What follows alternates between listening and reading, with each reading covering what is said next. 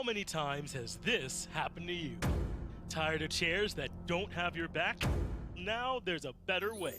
Introducing the SMITE Maxonomic Chair, perfect for any occasion. Sitting, conversation starter. Sitting, game night with friends. Sitting, high-powered business meetings. Sitting, standing, sitting. Maxonomic chairs are complete with full positional settings, height adjustment, and rotation settings. There's no wrong way to sit as long as it's Maxonomic. I'm Maxine Nomic, owner and operator of Maxonomic. Trust me, we've got your back. Maxonomic is a paid ad and cannot be trusted. Don't delay. Order your customizable Maxonomic chair today. Rest assured, this chair has your name on it. Operators are not standing by. I sure am feeling comfortable in my own Maxonomic chair here, and whoever that voiceover guy was, love him. Can we get more of him involved in all of this somehow? Absolutely. Yeah, I agree with Gore. Sounds like just, good-looking guy with a great voice, all that stuff. So make sure you all pick up your own Maxonomics and get as comfortable as us. You don't want a knife in the back of your chair. Welcome back, though, to the SBO. Gore, I'm kind of spoiled. We got a great first set there. Kind of an upset, I would say, there with the Kings looking so good, right? I mean, kind of unfair to call it upset. We don't know how these teams are going to go, but on paper, you have taken the Titans. How are you feeling after that first set? Feels like we can't say anything safely. Honestly, yes, that we can't say anything safely, yet I'm still going to make declarative statements for the next set. So there's going to be a little bit of mental gymnastics. Really, for me, the biggest thing I saw is something Aggro actually tweeted it out, but just how much I missed watching really good high-level Smite, just watching the best players put on good plays, hit some serotonin button in my brain, something fierce. It is just pure release for that. So it's fun to watch that. And again, going into from that last one where it kind of proves that nothing is safe, nothing is sacred, nobody knows anything can happen, it's a new year. I'm going to come into this and say that the Bolts have always had the Leviathans number, so this is one where if the Leviathans win, it should ideally hit that same mark.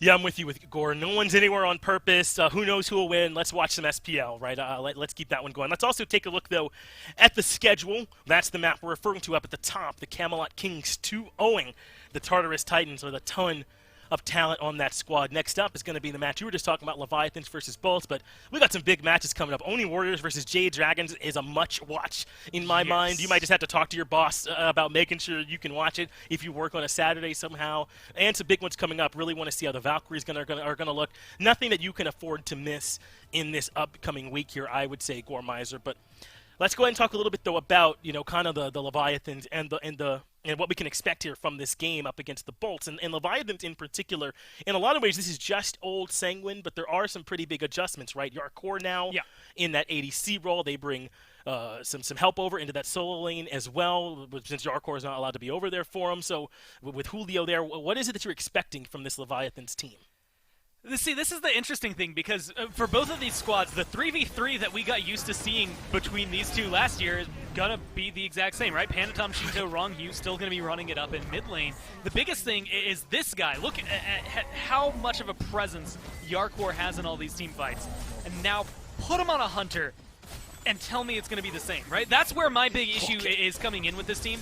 That's the thing. I think he was so essential to their team. Julio is a great player that they're bringing in to replace him, but Yarkor, I'm curious how his presence is going to exist. Not just over in the duo lane in general, because I think he's still going to be a big player. I've heard from almost every single one of these Leviathan guys, and they say that they would trust Yarkor to play literally anywhere on the map if they needed him to. So they have a lot of belief in him, and they think he's going to do well. But you're going up against Barracuda, for one thing, which is not easily done. That's something we saw a lot of people struggle with, most recently at Worlds, when he was playing that Apollo while his hand was hot. But you're also swapping roles and god pools. It's maybe going to keep things a little interesting for him, but I'm really curious to watch how his performance goes, and of course, how Julio is going to be able to stand up to what we got used to seeing out of Yarkor. Yeah, I think that it's really impressive that he's going over to the ADC to fill those shoes confidently the way that he is. But I'd love to hear from the man himself. We sat down with Yarkor earlier, and here were his thoughts. And now we are down with Yarkor. I would have said solo laner, but actually Hunter this year for the Atlantis Leviathans, going up against the Olympus Bolts here today. First off, Yarkor, give me overall thoughts. It's been a long run since Season 7, going into Season 8. What are your initial thoughts? Do you think that this is a meta that your team has started to feel comfortable with? Yeah, he'll be trying to clean a lot, to play a lot. Hmm. Like everything new is always fun and good to play, so we're trying to do that. We have been having, I think, pretty good practice so far, Good. and I think, yeah, it suits us, and we'll see. Right. I mean, there's so much to learn here, but speaking of practice, I mean, it makes sense that you guys are finding some success early on here. You stick with mostly the same team. Of course, you had Julio over into the solo lane, and then you just swap sides of the map entirely. How has the swap for you been from solo lane over to that hunter role? I just feel that I'm just playing the same game. I don't know. Sure. I don't think it would be like much difference between playing solo or hunter. It's just a lane role, and I have to be aware of almost the same things. And I don't know, just Yeah, fair enough. Look, I mean, at some point, the mechanics are there. You just got to apply them to a different side of the map at some point. And with that, then Julio rotates over out of the SEC. Plenty of success last year with the belt slap team. How's it been working with Julio? Is he starting to catch up to speed? yeah. I think he is right now. I mean, the Right. player that we needed that suit on that role. Obviously, he speaks Spanish. That is helpful, so we can Sure. keep our comms in the same Right. language. That one of the main thing that we were thinking in order to keep playing. That we would love to just keep all talking Spanish while we play. So bringing him, we feel like he's a player that has so much hungry to just Mhm. compete, and this is the chance for him. And I know he's gonna do well. Right, and I mean, it was very much the same vibe to you guys last year on Sanguine. I mean, that drive and the hunger to be great at the game was there. So finding yet another player that can fit in with you guys in that area is ever so important. Kind of final thoughts between you and Julio. I mean, obviously, again, you played in solo lane last year. Do you think that you've kind of taken a special interest in helping him work into that solo lane, or is it really a team effort in making sure that he kind of gets up to speed here at the SPL level? I think we're always here to help each other out. So Sure. that is what we always try to do. We'll try to make him feel as comfortable as we can. So he has an opinion. He has a voice. Good. If he make a call, we're gonna follow him. I don't know. He's have the same impact that we all have in the team. So he will Right, be I mean, making he plays was- that we're gonna do. Right. I imagine he would be right. I mean, he was so good at the SCC level. I imagine there's not going to be that difficult of a transition for him to get ready here in the SPL. Yarkor, it's been a pleasure talking to you. Best of luck in your matchup against the Bolts today. Thank you. Well, always good to hear Yarkor's thoughts here, and it sounds like they're already pretty comfortable with Julio over there in the solo lane and expecting him to make big plays just like the rest of the boys, so we look forward to seeing how he'll play. Gore, good to see that Yarkor and the squad are in those good spirits, but they're going to have their work cut out for them here up against a Bolts team that I think really was starting to get hot towards the end of the season last year. Is that your read as well, that this team, largely unchanged just with the addition of Haddix, is going to be tough to beat?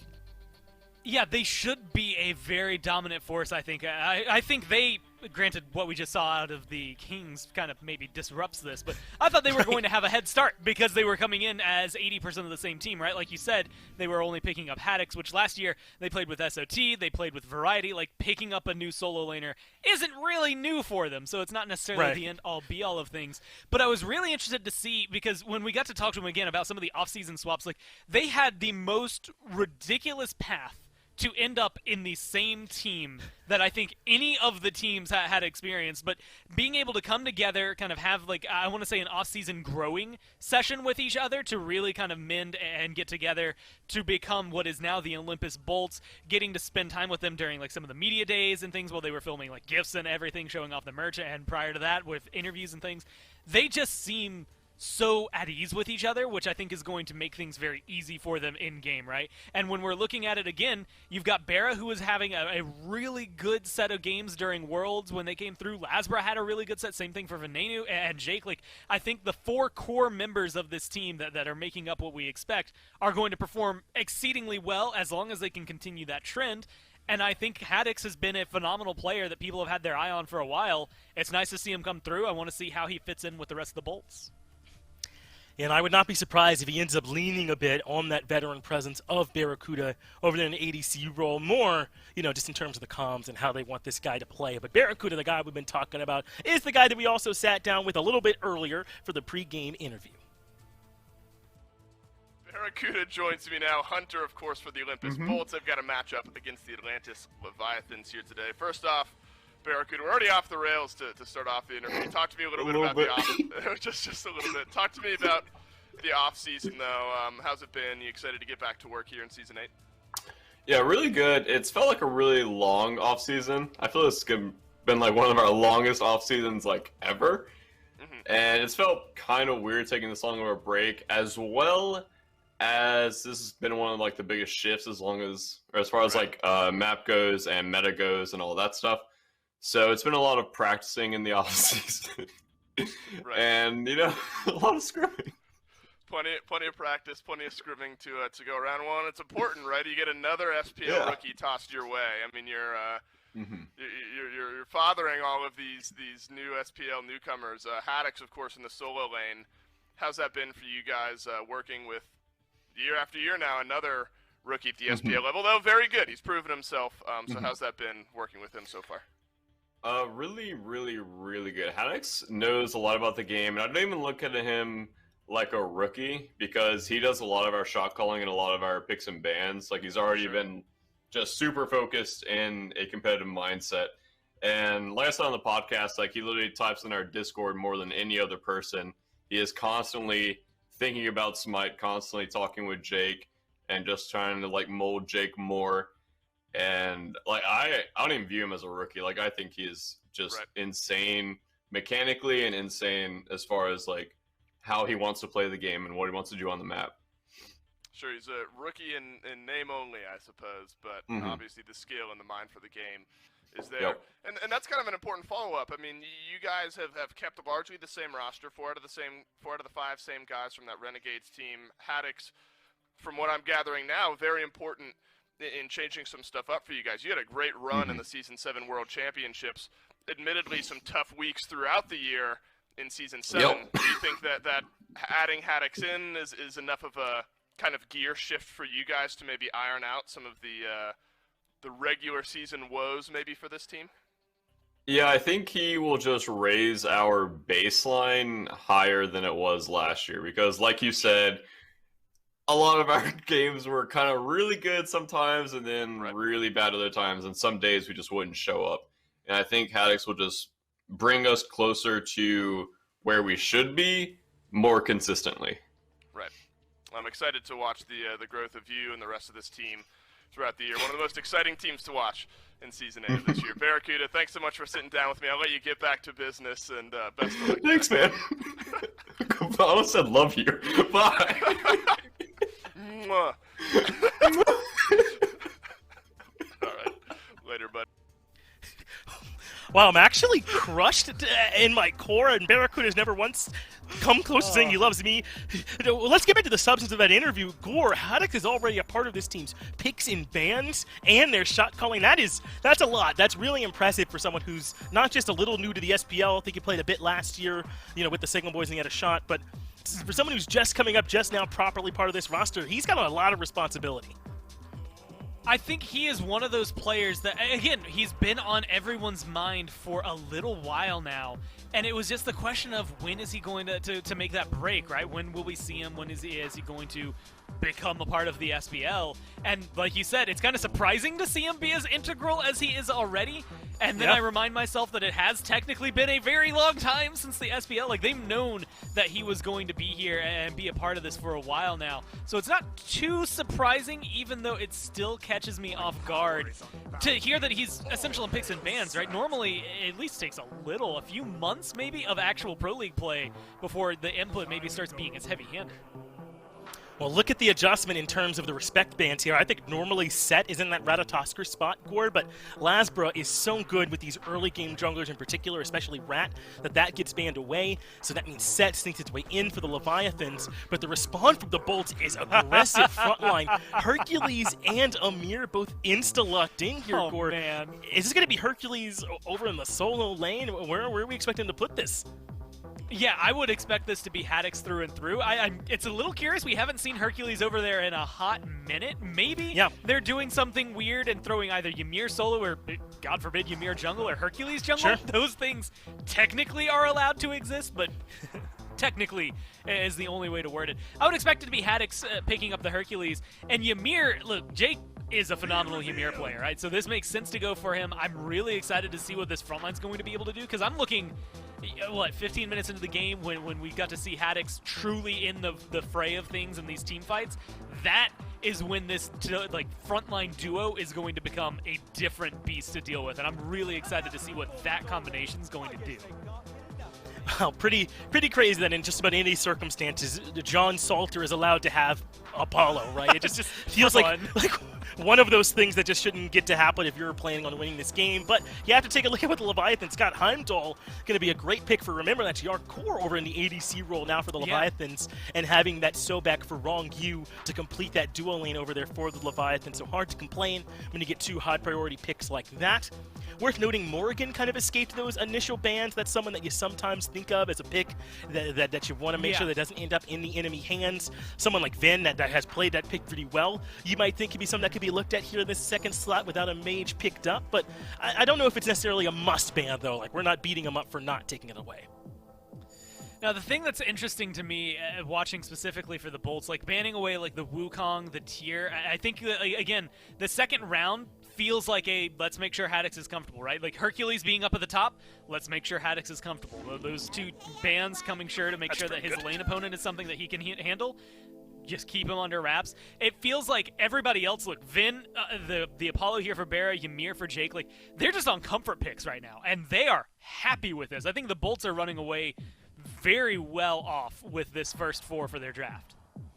The only question is, what is Lasbra going to end up playing? The Serkets and the Ratatoskr, maybe even the Athena, feel like some bans that might be trying to limit what he could do over in jungle, and that was good work there. I did think that Morrigan was me potentially being correct, but just have a little fun at my expense. It is the Raijin instead that comes through alongside the Kukulkan. This gives them some great team fight presence, doesn't it? Big AoE out of this Raijin and great setup from their front line. Could make life a little bit harder for the Bolts to try and find their way in.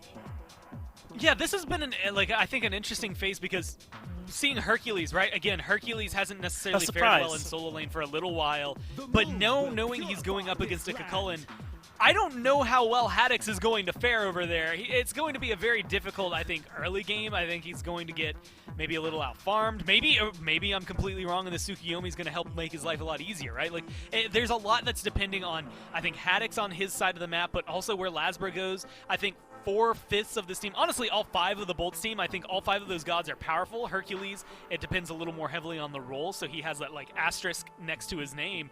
But everybody else on that team has been proven time and time again to be successful where they are being played and by this team in the past. So I expect them to do decently well here.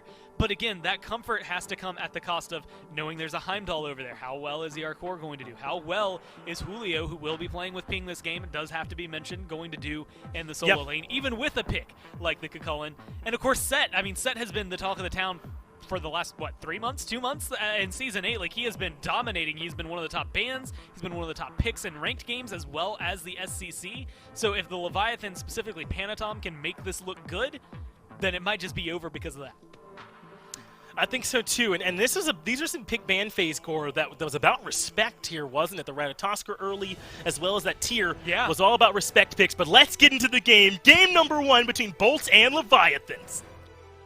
The time is here. The time is now for the Bolts and the Leviathans to kick off their season number 8. My name is Dolson. Mifflin is with me. Doug is working the camera for game 1 between a Set Mifflin that has 2 teams of the few teams that remained, about 80% of the same going into Season 8 here. These 2 teams largely the same. Solo lane, the big difference between the 2. Plenty of history to be had here between both of these teams as well. Lots of postseason clashes between the 2, and they go head-to-head here in Week 1.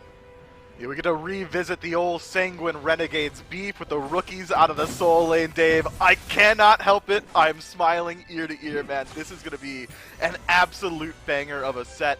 And already, just looking at team composition, both squads seem to have very clear identities. The Bolts are going to be looking to play around their mid laner inside that 3v3. Tsukiyomi, as well as Ymir and Scylla, should be able to win out in that engagement, but keep your eyes on the Leviathans. That's a very pick-centric composition. The Arcor, of course, rotating over to the Hunter role, needs to be said. Going into this game as well. That's an important thing to look at. And Yarkor, in that interview, he expressed not many concerns and already getting involved. Jake has been plucked right off the bat by Rongyu here, nearly first blood here in this game. Myth, we've seen kind of this strategy. The Sobek comes into lane a little bit early, ticks over to level 2, and that extra 1 level of pressure is enough to nearly get first blood. Yeah, getting plucked by Sobek in the early can really mess up the rest of your pace as well. For the near future, Jake's going to be licking his wounds. He's got to really play it safe, as keep your eyes on Julio. Lazarus here. Lasbra is here over in the solo lane. Julio has transformed all double root from Julio, and that'll get him back to safety beneath the tier 1 tower. Lasbra, so famous last year for ganking the duo lane very early in solo lane. This time, but more action. Another pluck from Rongyu, an immediate stun. Over onto the Sobek will keep everyone alive, but Mifflin, if we've learned anything in the first minute and 45 seconds, these teams are here to brawl. They are throwing haymakers left and right, man. Give us a second to hype up the match, guys. We're just trying to build some narratives around here, but yeah, they're doing it. The game is doing it all for us now. We did miss it in the mid lane. There was a slight skirmish around Ven, who was forced to use his dash to retreat back into his own tower, but yeah, Panatom already making a rotation now. It's Panatom's turn to gank the solo lane. Haddix thought he might have the chance for a solo. Instead it's a 2v1, and Panatom just needs a little more damage, but Haddix will survive as well. 2 ganks, 0 kills over in the solo lane. You can tell where the junglers are starting to target early here, Mifflin. They want to put pressure on the newcomers to these rosters. Yeah, 0 kills, but not for lack of trying, man. I don't think I've seen that many gank attempts back-to-back just about ever, especially at the SPL level. Julio about to transform here, but thinks better of chasing out that kill, realizing that Lazarus hovering the jungle after clearing his own blue buff. That's right, and they'll have to continue on here in the early game with that ever-looming threat that the junglers are going to be close by. Panatom will just assist Julio in grabbing the blue buff here this time. Hercules solo, I think something worth mentioning here, Mifflin. We've seen it maybe support a couple of times. How about this call by the Bolts, right? Giving something as high potential, but also high skill cap, as Hercules over in the solo lane over to Haddix. They're putting a lot in his court here in game number 1. I think it speaks volumes to the confidence that the Bolts are willing to put into their rookie. Not only is Hercules a high execution god, but as you already stated, not normally something you see over in the solo lane unless it's variety playing, and he's really the only one who's consistently taking Hercules over there, and even then, not for the last 6 or so months. So keep your eyes on Haddix and whether or not he's able to utilize that early aggression that Hercules is so known for to create the space to start rotating out a lane and alleviate some of that pressure in the 3v3 in mid. And I'm interested, speaking of the mid lane here, Mifflin, what we'll see out of Shinto and Venenu. One of the things, and we talked a lot about this today going into picks and bans, obviously all of the data that we have is just on the EU and the North American SEC, and we wondered how much overlap there would be. We've seen that there is indeed some. And Raijin is one of the pieces of overlap that we've seen. Give Shinto something that has the ability to pour out some serious burst damage, but also the ability to stay safe. I suppose you could say the same thing about Venenu here, Mifflin.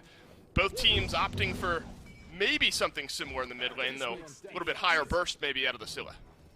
Yeah, the Scylla's got more burst potential, but the burn potential likely is going to favor out Raijin. I'm curious to watch how they decide, the Leviathans that is, to play around Shinto. If you want to talk about last season in Sanguine, the ideology was really, let's give Shinto all the farm on the map. If he wants back camps, they're his. If he wants mid camps, they're his. Panatom would effectively starve himself every single match to allow Shinto to pull ahead. Even here, soloing out the red buff, that's pretty substandard. You don't see that happen all the time. Generally, you want the jungler around to leech up some of that farm, but Shinto seems to be, even in Season 8, the focus of this team. That's right, Shinto has got the 1 level lead so far over in the mid lane. You imagine that ebbs and flows depending on the part of the map that the wave is on. Miff, we were flying through the first couple of minutes of this game. Seems like both junglers have taken a step back. They've taken a deep breath. Maybe that kill threshold is only there in the first couple of minutes. A lot harder to take down these solo laners now. Or maybe you're starting to shift your focus somewhere else. Maybe we start to put some pressure elsewhere on the map. Needless to say, though, we haven't kept up the same pace that we had in the first couple of minutes. No, it's been a lot slower. It seems like the Leviathans realize around their duo lane that a pluck wouldn't always favor them. Moving forward is Rongu trying to peel out for his team, and it's Barracuda pulled back in. Barracuda will use the mez. He'll dash away. Beads offline as well now for him. Lurking in the waters is Rongu. Big detonate damage, but Barracuda's got his ult. He'll take to the skies as Panatom rotates over, but the fighting does not stop there. Jake will grab the stun. Lasbra a little bit late to the party, but does not need to commit on in. Instead, he'll lock down the purple buff for the rest of his team. That's definitely where Panatom and the rest of the guys were going to go there from the Leviathans duo lane. So both junglers starting to put some focus on the left-hand side of the map, but we are still without a first blood. Good recognition from Lasbra there, realizing that his teammates had made it out just fine. He doesn't need to rotate in, and with the lost pressure that the Bolts have there, Lasbra is forced to confirm his own purple buff. The Leviathans would have very much liked to have used the pressure that they acquired from forcing out Barracuda and at least make something of it. These two junglers, man, Panatom and Lasbra, have been on top of each other the entire game. Every single time Panatom rotates solo, Lasbra's there to help out. Haddock's just shy. Maybe an understatement on the knockback there. Would have been a lot of damage over onto Julio had that one connected, but we've kind of reached the point now where it's going to require some outside pressure, I think, to get any serious kill pressure between the two of those solo laners here. 7 minutes into the game, things starting to quiet down, continuing to quiet down. Neither team find themselves all that far ahead in the gold department. And I wonder, Mifflin, what this Hercules starts to do as this game goes on, because we know what the Cullen likes to do. You like to early bully, you like to get a lot of that damage on early on, you build into these bruisery type picks, and then you just decimate backlines. I imagine we'll see some very similar stuff out of Haddock's. Yeah, that's what you'd like to see, but already Haddock sitting at about a 1-level deficit and is itemizing very differently from his opposition. Looks like he's going to be moving into the Breastplate of Valor for additional CDR, whereas Julio has gone for the Steel Mail Tray as well as picking up a Bluestone for himself. So if either team would have Soul Laner rotate out just now, I think the Leviathans would benefit much more from the raw damage output that Julio has. We'll have to see if they decide to play around any of those solo lanes. I've loved the pace that we've seen from Lasbra and Panatom. So much of the pressure, literally all the pressure that we've seen so far, outside of a few plucks from Rongu, have been Lasbra and Panatom kind of crashing their way into different lanes of the opposing team.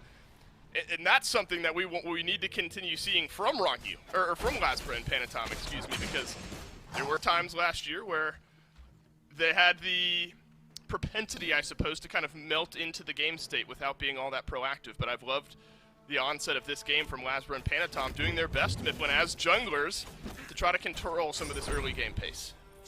Yeah, I really am enjoying these junglers, as well as they're playing with a different style as well. Take a peek at the builds. Lasbra going for the Shifter Shield in his first slot, whereas Panatom is going ahead and pick up the Anchile. Means to me that likely Lasbra's going to be looking to play around these side lanes a little bit more so, whereas Panatom would likely benefit from fighting around mid, making use of that silence to deal with potentially Scylla or even this Ymir if he rotates out.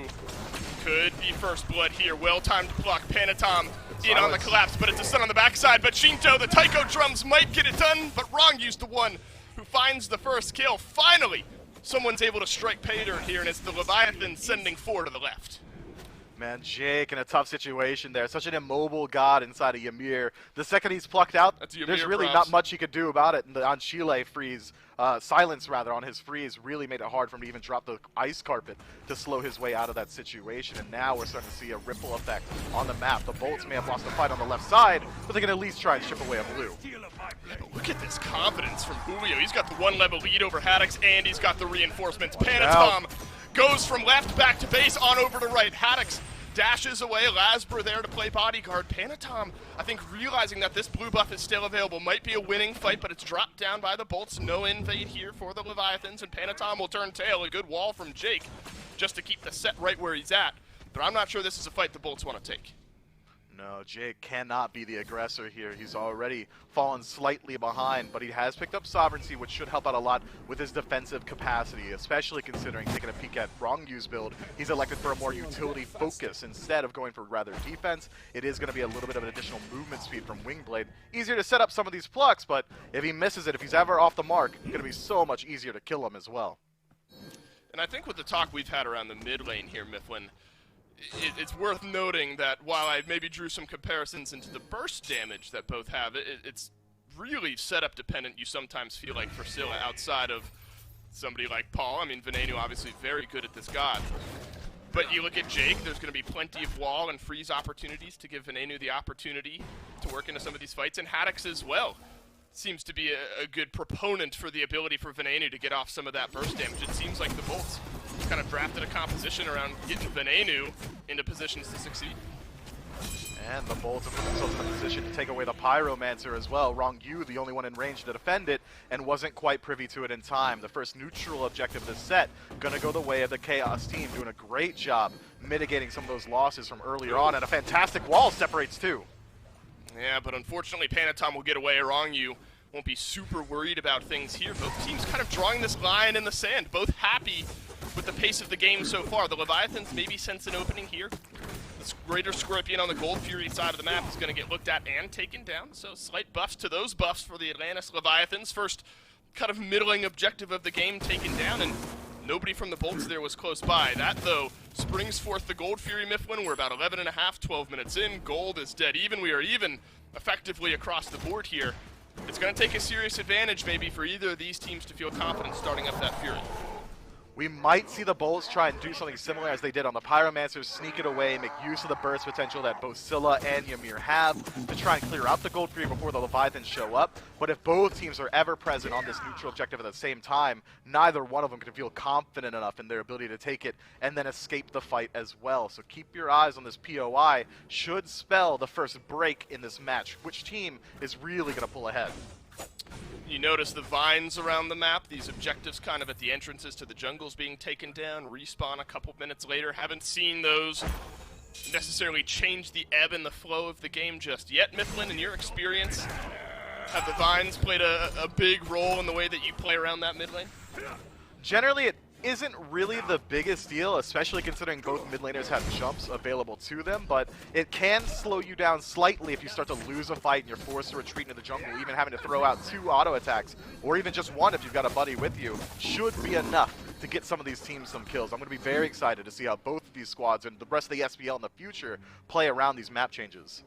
Yeah, they're effectively kind of closed in there. You can see to the right, if you're going for the Harpies on either side, it's a little bit more close quarters. The rotation in maybe becomes a little bit slower if those aren't taken down at the time of the fight, but neither team opting for a fight in on it just yet. Olympus Bolt's starting to ping, or somebody was starting to ping over there towards that Gold Fury. Ward is down, so no sneaking away from one side or the other here just yet. Now the blue buffs start to respawn. Remember, Panatom and Julio felt confident enough the last time the blue buffs were off cooldown to go for a little bit of an invade. You wonder if they start to look for something very similar here, but instead, looks like Haddix is healthy enough to kind of back away. If this pace continues though, Mifflin, I mean, let's call it how it is. Again, it's dead even. There's 1 kill on one side of the map. The levels, you know, about half a level maybe at most on either side. Or either team feeling better about their chances going into this mid-game, even with the other? You know, Dave, I'm glad you bring up the pace as you did. If I were to evaluate just team compositions, I would say mid-game edge likely towards the Chaos team. Olympus Bolt's going to be able to transition into the mid-game very well around their CC core and the Scylla damage potential. But isn't this reminiscent of the pace that the Sanguine squad was looking for in the entirety of Season 7? This is exactly what they like to do. They want to keep it a slow pace. They want it to be a long match because this is a team that really has flourished in the past around that 30, 25-minute mark to really make use of the 5-on-5 team fight. It's a great point, and that 5v5 may be looming large. Gold Fury started up. Panatom furthest forward, half HP now. The Leviathans have gotten the objective down into half health threshold. Instead it's just the Oracles, and they'll back away. Seems like the Leviathans were just kind of poking and prodding, seeing what the response would look like from the Bolts. The Bolts showed face, and the Leviathans decided it was not worth continuing. There's no way the Leviathans will ever throw it up to a 50-50 there because it truly isn't a 50-50 on confirmation. They don't have the damage output to match what a Crush can do in one fell swoop, let alone I'm a monster. They have to play incredibly intelligently around these neutral objectives. And again, this is the pace that the Leviathans are likely very comfortable with. If they can make it onward to that 30-minute mark with their full builds, group up as 5, make use of Panatom to dive the backline and really force the Olympus Bolts to test themselves against this composition. I think that's really the aim of the Order side team here. And look, we've talked about the pacing that the junglers had set, and now that's fallen off in the last 13 minutes of this game. I'm maybe most surprised. We'll see what Lasbra does here. Julio will sidestep the knockback, and Lasbra will turn tail and head on out. Maybe I'm most surprised now if we talk about these two teams playing very similar to how they were last year, because the majority of the players are the same as their roster was last year. Are you at all surprised at the pacing that Jake has set so far in this game? Admittedly, I'm just so used to this guy blinking in, creating plays all over the map, throwing caution to the wind. And I'm not saying it's for better or for worse just yet. It's just different from the play style that we've seen from this guy. It is very interesting, right? Especially considering he got one of the picks that we so closely associate with him. Jake was one of the first players in the SPL to really start bringing out this Ymir. I have to assume that he's playing a little bit more hesitantly due to his early stumble inside a lane, wants to get a little bit more defense online, perhaps that second relic at the level 12 mark before we start to see that patented aggressive style that we know that Jake loves to play. But for now, I think it makes perfect sense to me. He knows that even if he does move forward, the rest of his team is really just looking to pick up farm on the map. That's right. Leviathans feel as if anti-heal might be the name of the game here. Julio will pick up a Pestilence. Divine Ruin early on for Shinto. Jake blinks away. Wrong you. Searching for blood, won't find it. This is a dangerous spot to die for either team. Gold Fury is available. You're in a knock-even game, 17 minutes in. The Gold Fury could be the big back-breaking piece that sets the rest of the snowball in motion. And that's why you start to see some of this caution on the back away. But kind of back to that point, Myth. Early Pestilence from maybe what we've seen out of some of the solo laners. Divine Ruin, first item there for Shinto. Does that level of anti-heal seem to make some sense with the way that the Bolts rather composition is constructed? It's all to deal with Haddix, but it's not enough to stop a Gold Fury from going down. Crush is going to confirm it for him. Shinto forced to use the Taiko drums, but was not quite in range. Jake, though, sacrificial lamb, loses his life. I'm sure the Bolts are fine with it. Yeah, I'm sure they are. I mean, you look at the gold, stays dead even, but it's Jake down for the second time this game. If anyone's got to die in exchange for a Gold Fury, I suppose you wouldn't mind it being your Ymir. We've had plenty of conversations around that pick and his ability to still do Ymir things despite a slight deficit in the early game. Are they considering a tier 1 tower dive on the left side of the map? Barracuda uses the Aegis, avoiding most of the damage. Panatom soaking up all the tower. Barracuda weaving his way behind the tower. Panatom's got to leave. So does Yarkor, and Barracuda outplays the 2v1, maybe call it a 2v2. He's got the assist of the tower. Wrong you, not happy with it though. The Mez is in and Barracuda survives. If Barracuda's in the shop, looking at something else, maybe even just taking a peek at the window, he loses his life right there. That Mez animation cancels the tail whip, setting himself up to escape from that situation. Phenomenal play from the Bolts Hunter here. If he falls, tier 1 tower goes down, potentially even tier 2 as well. That is a huge save from Barra. Yeah, Barra's min-maxing that moment the best that he can. You gotta auto-attack, you gotta move, you gotta keep the tower between you and your enemies. And he did so very well there. Panatom looking for the dive, but ended up walking away with nothing. Now it's Lasbra returning back to the solo lane after a little bit of a hiatus from what we saw early on in this game. And now it's Jake for maybe the third time this game being looked at. I'm a monster up and over. Venenu not connecting for any kills just yet, but Shinto sure is. Jake down, 0-3 now on the Ymir. Out goes Haddix. Barracuda dunks on it into the backline. Shinto has to use his actives in order to stay alive, and it's the Taiko drums, but Haddix from over the wall excavates Shinto right back into the graveyard. Lasbra finds Wrong You as well, and it's suddenly the Atlantis Leviathans who are on their way out, nearly a Sikkim connecting from Venenu, but the Bolts feel like they've got some more legs in this fight. Julio, the sole remaining member, moving his way forward, but is immediately taken out by Barracuda. What a huge swing and an overcommitment from the Leviathans to chase out Jake here. Where do you go? It's gotta be the Fire Giant, the Bolt, starting up the biggest objective on the map. Lasbra low mana, Haddix half HP, Venenu half HP as well. Panatom full on both of the above, half HP now on the objective. Panatom wants to contest this one. Haddix has to leave, but Panatom in early on here, Miff, when Haddix is out. Maybe you've delayed the FG, and for the time being, it looks like they have. Nobody from the Bolts wants to stick around. Jake wants to fight, though. That's a good wall, but Panatom's able to sidestep. Barracuda will weave some autos in, but the set is able to escape nonetheless. A gutsy call from both teams, and it's a wash at the end. I cannot believe Panatom goes into that Fire Giant as early as he does. Maybe he's got the information that the Bolts are a little bit low. They can't really look to force that fight, especially inside the pit, having pulled it themselves. But if any CC goes the way of Panatom, Mans is just going to lose out on his life there. He goes in with a teleport. No beads, no Aegis available. That's a very risky call from the jungler from the Leviathans. Now things you imagine Mifflin will take one more deep breath now in this game. We've seen Jake bullied through and through the onset of this game. The question then becomes, when you see an early game like this on a support, sometimes you can see that level gap grow to kind of unreachable territory. That's not been the case here, despite Wrongyu being 1-0-2 and Jake being 0-3. This is a manageable level differential, whereas it would have been totally understandable had Jake fallen completely behind. No, Jake's doing a very good job of maintaining farm on the map, but at the same note, not really trying to absorb too much from his priority targets. You don't often see Jake exactly where he is now inside the middle of the map, taking farm from Ben. We've seen some rotations over to Solo, where he's able to split with Haddix, occasionally splitting farm in the jungle as well, but he isn't overstating it, and he isn't trying too hard to remain even in this match. Jake's just doing a good job of playing the macro game and playing the map, utilizing his tankier build as well to get aggressive. Right, and as the Pyromans are being looked at by the Leviathans here. Another area where you do not want to lose a sweeping fight. The FG just around the corner, if so. Pyromancer delayed out well by the Leviathans, and they will take it down. So Pyro started and finished without all that much sweat, though Haddix tossed the Excavate on in there, and now Pyro split one apiece here so far for this game. I admire the call there, Miff. You feel like you got a small opening, you're able to take it, but that does leave Barracuda open. We know that he loves this pick, and it's for this reason.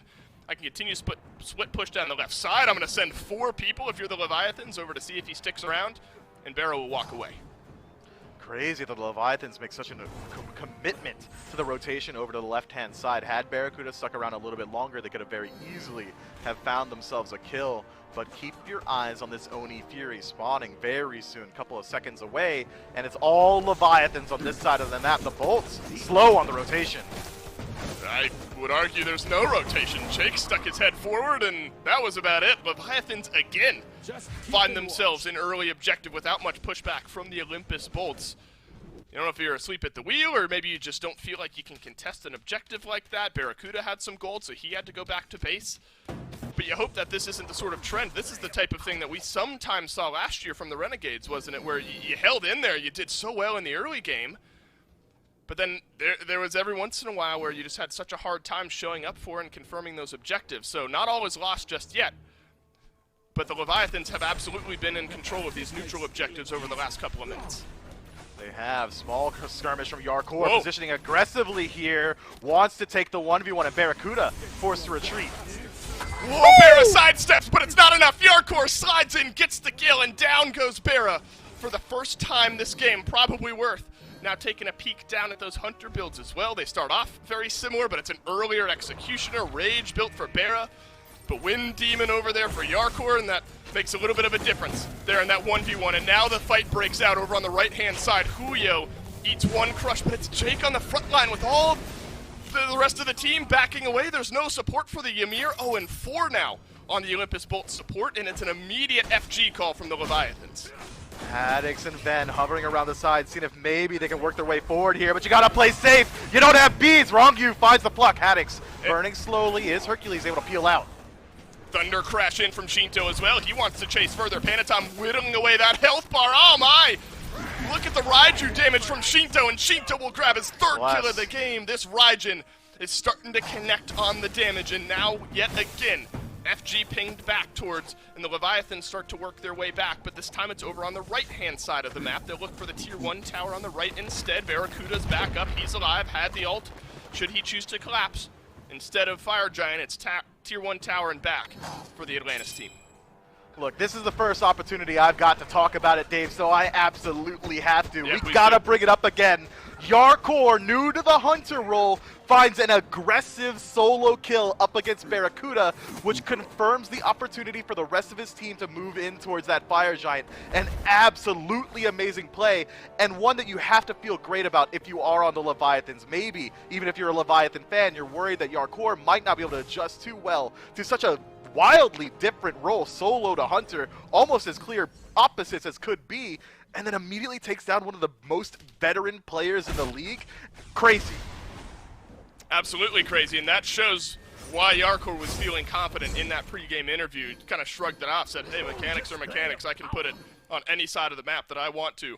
And now Barracuda's learned that the hard way on game number 1 of this season. Leviathans, you have to imagine, starting to feel a little bit more confident around that Fire Giant. We're about dead smack at a 4,000 gold lead, the largest we've seen here so far. Players starting to tick over to level 20 as well. The good news is for the Bolts, the only remaining XP differential is in that support role, about 2 levels. So everyone who can afford it can get those starter item upgrades if you're the Olympus Bolts. And this is something we've seen here, Myth, when we wondered where the starter item would be for Haddix. It's the Bumba's Hammer as an entire item on its own later on in the game to round out his build. Yeah, that sustain going to make it so annoying for everyone on the Leviathans to already kill a god that has a ton of sustain in of itself. But so far, man, it feels like the Bolts are slowly bleeding out in this. They're not quite winning these team fights around the neutral objectives. Leviathans are moving forward wherever they want to strip away towers. And look at Rongyu, man. He could do no wrong. 1 versus 4, zones him out.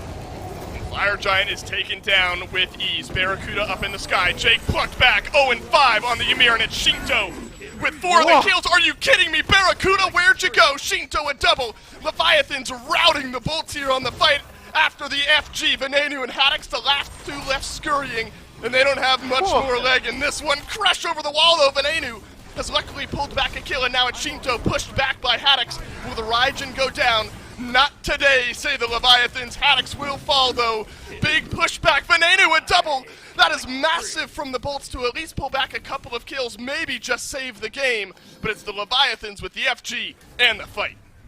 Look, man, Haddix played as close to perfectly as he could have in that engagement. Now, Ben getting dove inside the Phoenix. Panatom confirms his team, the deicide in this situation, but Jake already back alive, should be able to keep his Phoenixes up. The Bolts are a little bit slow on the rotation into Fire Giant, doing large parts of Rongyu's zoning job, but once Fire Giant goes down there, they have to know they're not favoring that fight. The Leviathans tear them apart. And it's all the backpedaling kills of Venenu that kind of kept things a little bit closer to even, right? Where it felt like the Leviathans were fighting into a bunch of Sickums and a bunch of crushes, and Venenu was able to add a couple, and then of course Haddix breaking some ankles for just a moment beneath the tower before he inevitably fell, and now it's back to the Fury for the Leviathans. There's going to be a lot of gold for the 3 surviving members of the Leviathans to go back, spend up, get themselves ready for what's inevitably a push. You have to wonder how the Bolts are feeling on defense. The Bolts have a good defensive composition. They can utilize the wall from Ymir to make sure that these Phoenix sieges take a little bit longer. Just drop it in front. All of a sudden, all these ranged auto attacks on the Leviathans, we're going to have to wait 7 seconds before they can find their way home. You can use this crush. The game simplifies on Phoenix defense, making it that much easier for Ben to find these Sickums for these huge ultimates as well. Right. And on defense as well, we're not going to have to worry about Barracuda dunking on his own into 5 people. Man's just going to walk out of base. It could work out for them, but it's going to be so difficult. 10,000 gold down. Yarkor just had like 5,000 gold in his back pocket and spent it all. I cannot imagine what he's walking into this fight with. Elixir of Power at least, red pots ready to go. When you got full build and you got that much money after a big fight like that, you're obviously feeling good. What a debut for Yarkor in this Hunter role. So much of the conversation going into this matchup and really going into this year with the amount of role swaps we had is how would players adapt week 1 into these games, because every single game matters in a league that appears to be as close as this one will be. 3-0-5 on the Heimdall. Shinto absolutely there as well, maybe even more so at the forefront. That's a storyline that continues over from Season 7. One of the linchpins of this Leviathans team continues to be through the mid lane. Yeah, they gave them all the farm through the early, and now finally reaping the rewards that they had sown. Shinto looking very good with the 5-2 slash line. And now 3 members with Fire Giant on the Leviathan starting to work their way forward. Looks like it's going to be a full 5-on-5 grouping. Interesting poke over the wall from Panatom here. No split push. It's an actual true 5v5. That's right. Rongyu's the one tanking up the Phoenix. Minions will move in. Venenu will make quick work of the minions on the other end of it, though. If you want to siege this Phoenix, you're going to have to get it done, likely with some sort of dive or a split push if you're the Leviathans. Then you look at the state of the minion waves. Left side pushing against the Leviathans, so you're not going to be able to rotate on over there. Mid lane slowly maybe pushing in, but it looks like the minions for the Bolts will be there quicker. Oh, 3-man freeze from Jake. Starts this one off, but he pays for it in blood. Haddix pushes back Julio, and now the Leviathans dive in. You thought, Jake, you thought the Leviathans pull on in. They sweep out the Bolts. It's gonna be a deicide, and it's gonna be game 1 in 30 minutes. That is a tearjerker for the Bolts, man. It was only 6 seconds away from that Fire Giant buff falling off the entirety of the Leviathans. That's all the Bolts had to hold out for. But Jake saw the opportunity, goes for the 3-man freeze, and is immediately punished for it. Tough situation. I'm taking that too, and right? a hard game. Yeah, I'm taking that every day of the week, man. I'm taking that freeze every single time. No chance that I avoid going in on something like that, and that's really what the Leviathans were just waiting for. Waiting for a slight bit of commitment, and it almost kind of baits the bolts in. You have to feel like a triple freeze. Even if I'm not Jake in that situation and I'm one of his teammates, I'm following up on that immediately. You get 3 people stunned out, you feel like you have to go. But that's the opening that the Leviathans were looking for. And the Mifflin, the team fight on the other end, was just not that close. It was contested throughout the first 15 minutes or so of this game. But the Leviathans were methodical, and they'll take down the Bolts here in game number 1. Quick break. We'll be back with game 2.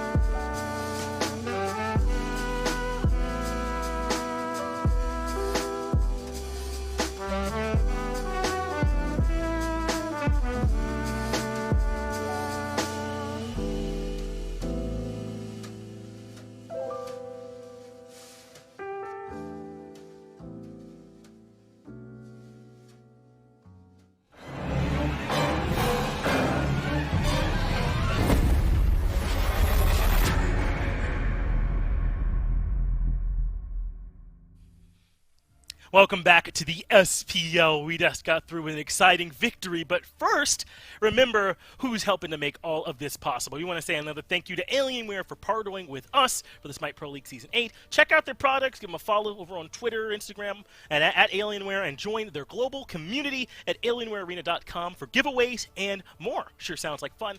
Get over there and get some cool stuff. Now, Gore, we got to talk about this big dub here, man, for the Leviathans. Miff came in to our virtual green room, and the first things out of his mouth were vintage Sanguine. That was just classic Sanguine, kind of waiting to the late game, and then team fighting better than you. And this one seemed close for a long time, Gore. How did it get so out of control for the Bolts?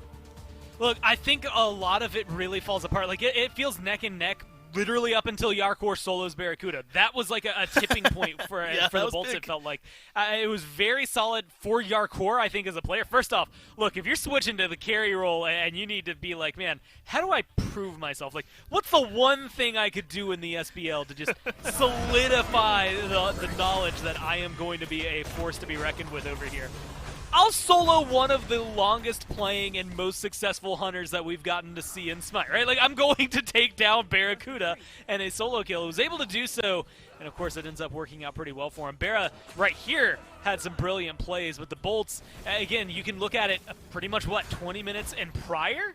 Were really, really solid. 20 minutes and everything afterward ended up going the way of the Leviathans because they did, as you had said, and as Mifflin had put very eloquently, in his own terms, I will say, in the green rooms, it is just the way they play. They group up, they play as a team, just better than other people, and that's the thing that some of the other teams kind of caught up into. You know, your Dragons this year, your Warriors, I expect to see kind of do something very similar, and maybe giving the Leviathans more late game trouble. But I think one of the biggest things we had that Sanguine last year and Leviathans this year are going to have is just a different level of team synergy. I mean, one of the best things about bringing Julio in is that they said they could switch comms to English if they need to, but they get to speak their native language right now, right? Everybody is comfortable in this, and you get Shinto having, again, a Phase 1 from Season 7 almost performance, right? He's playing Raijin. It's the very beginning of the year. He goes 6-2-7.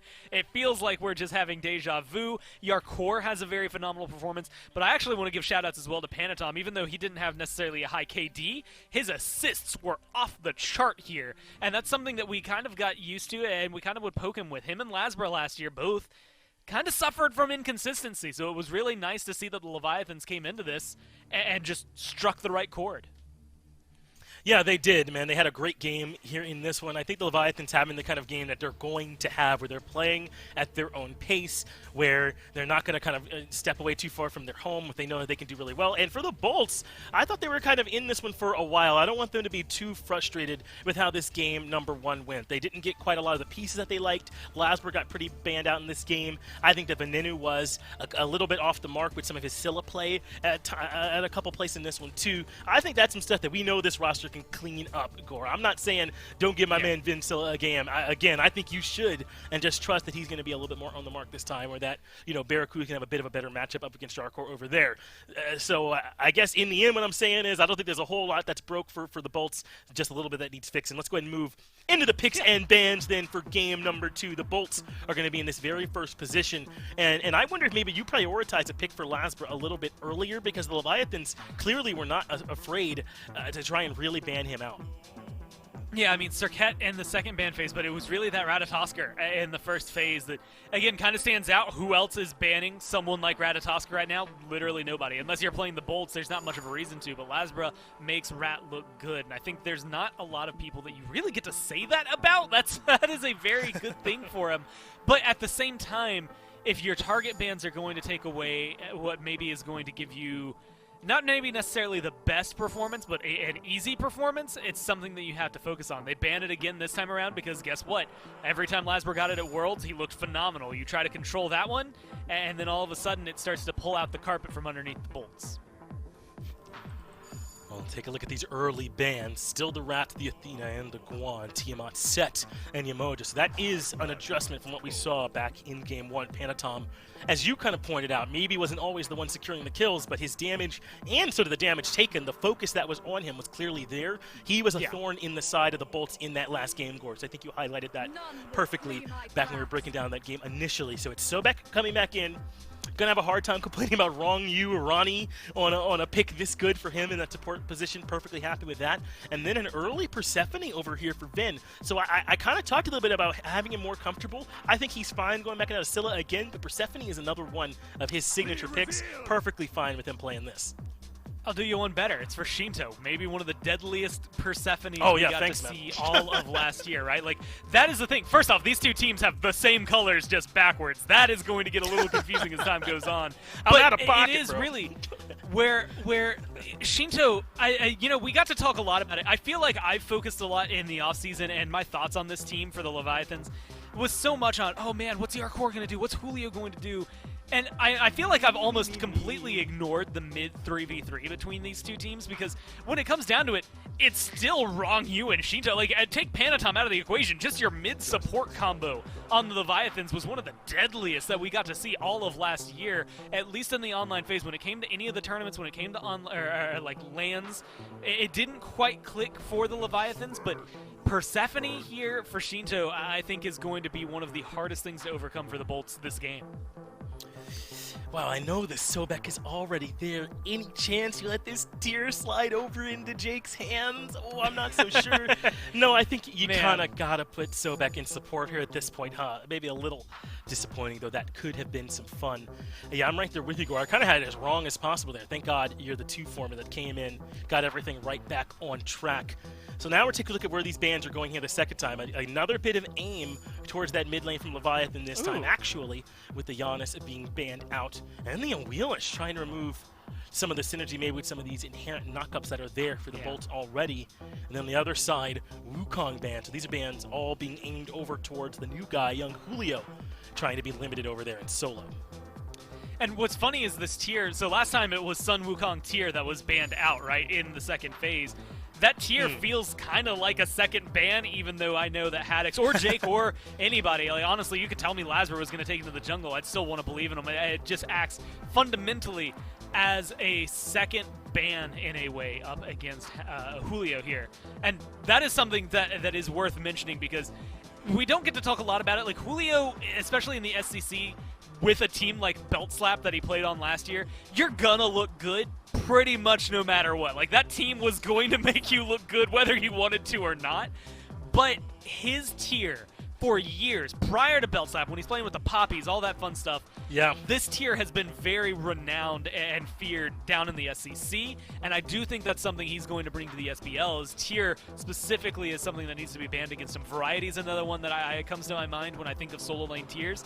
And so Haddix, I mean, you're playing it potentially here against a guy that knows it as well as the back of his hand. Like, I think this is going to be interesting to see how Julio deals with this, especially since he gets that final counter pick.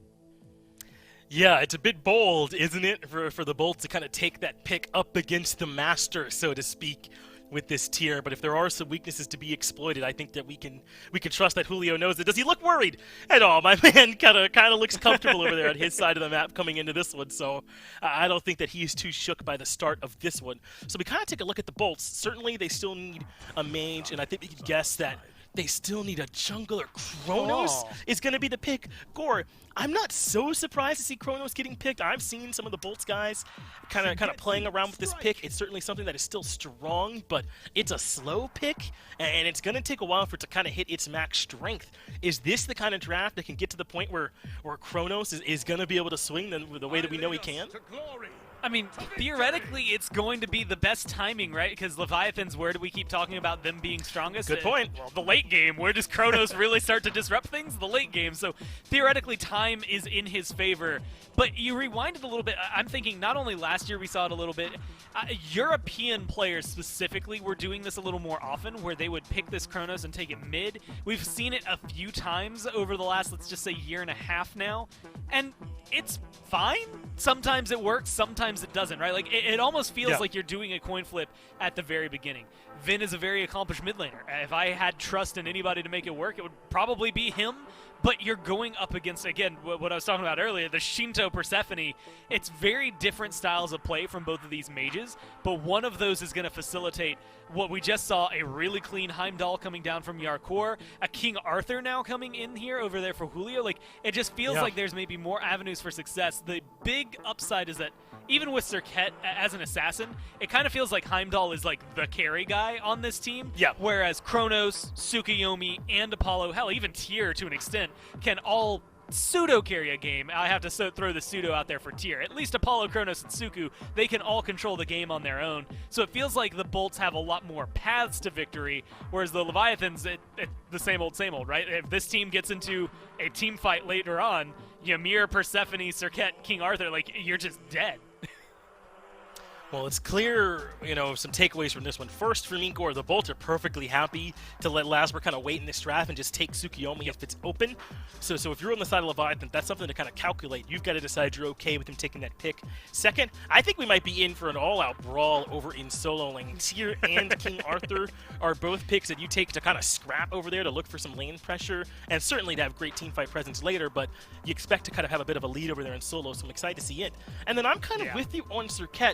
I'm not 100% sold on her as sort of a full damage build Serket. I think we're likely going to see her bruiser at the least, if not relatively tanky coming out of the jungle. So that carry role, kind of as you said, is going to fall to Heimdall, I'm thinking, to really carry the damage output, him and Persephone. This is going to be a good one, man. I think that both of these teams wouldn't hate this game going a bit later. It's just a question of, are they going to get there with this Kronos rocking and rolling, and if it's good enough to kind of get them to across the finish line on its own. I think this one's going to come down to some of the front line, right? Like how Julio can play now with Rong Yu, and comparison to what we're going to see out of Haddix and Jake, because I think Haddix and Jake, tier Sobek, that's a lot of control, a lot of really good peel to keep the likes of Kronos and Apollo alive, but Persephone and Heimdall kind of have their own lockdown at the same time. Like, even if you are alive and can get back there, or if you're aggressive enough on tier and Sobek to get back there, there's a lot of self-peel, I think, for the Leviathan. Same thing can be said for Apollo, but Kronos is more or less a sitting duck. Like, he is very dependent on his cooldowns. He either has a stun to lock you down, or he has his ult to get out of there, or he's dead. And if he doesn't have those two, it is, you know, again, a race against time. Can I hit you more times than you hit me to make sure that I deal the damage necessary? I'm really curious to see what build he goes. Again, if he's going just mid, like, if it's going to be, like, standard mid-mage, and he picks up the things like the Spear of Deso, he gets the Rada Tahuti, etc., or if he goes for some of those rings we saw fall off with that nerf in mid-season last year. Yeah. That Ring of Hecate is still, you know, pretty potent, but is it going to be worthwhile? Does he want to focus on those auto attacks, or is he just going to focus on every ability hitting as hard as it can?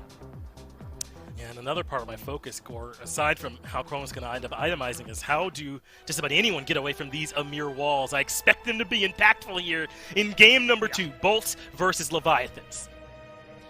Well, tensions must be running high after game number 1, where the Leviathans did Leviathan things, Mifflin. It took us a minute to kind of catch up. We had to reboot our brains here for Season 8, but we're like, oh yeah, this is that Sanguine roster. They love doing this. They love baiting you into these long games and then demolishing you in team fights. So I think if you're the Bolts, you got to put a little something extra in the tank here in the early game. Yeah, you would think so, but instead they've kind of put a little bit more emphasis on the late game. They've got a Kronos on their team, the original ticking time bomb of It's an SMITE. insurance policy. Yeah, if we do somehow end up in the late game, it'll be all up to Ven, and that really is going to be the narrative of this match. You know that the Leviathans are going to try and get you to that 25, 30-minute mark. You can take Sanguine out of the you can take the boys out of Sanguine, but not the Sanguine out of the boys. You nailed What it. I say about rebooting our brains for Season 8? We're getting there, man. We're getting back into the swing of things. I will say, I do like the swap here. Actually, both supports just swap picks here, and this is maybe wrong, you saying, let's see what I can do on this pick that you couldn't, but if I'm going to zone in specifically on Jake, needless to say, game 1 was not great. It was very, very tough for him on the Amir there in game 1. At least catering to his playstyle, I like the Sobek here for the Bolts duo lane. Yeah, he's going to at least get a lot more aggressive than he did on the Ymir. He doesn't have to play nearly as safe. He's going to have additional protections from his passive, as well as the ability to use Tail Whip if he puts himself in some sticky situations. But we can't say that it's going to be a direct one-to-one comparison on that Ymir/Sobek play, because Rongyu's in a better position to make use of that Ymir wall. No one on the side of the Bolts has got a lead. My man is going to be locking down people the second they step into the jungle. I think, if anything, Rongyu locking in Ymir here is going to force the Bolts to pick up at least one Phantom. That's a great point, Miff, and I think absolutely worth mentioning, because needless to say, comparisons one way or another will at least be drawn here after game 2. The situations that both supports in, very different. Been quiet throughout the first minute and 45 of this game, and in game 1 we had already seen attempted ganks, fireworks, plucks, the whole 9 yards. None of that just yet, but junglers playing somewhat similar style picks. Lasper on the Tsukiyomi this game might be able to make his way on over into that solo lane that I imagine, Mifflin, is going to be a lot of fun to watch here. I mean, Tyr versus King Arthur, I mean, that is about as spammy, mash your face on the keyboard, get some damage done as you can, but the damage instead is getting done in the lane. Then can't dodge the plants. Panatom makes his way in. I think it's going to be happening on the right, and instead it's happening right under our noses in mid. And he's going to need some time to scale up. He falls for first blood.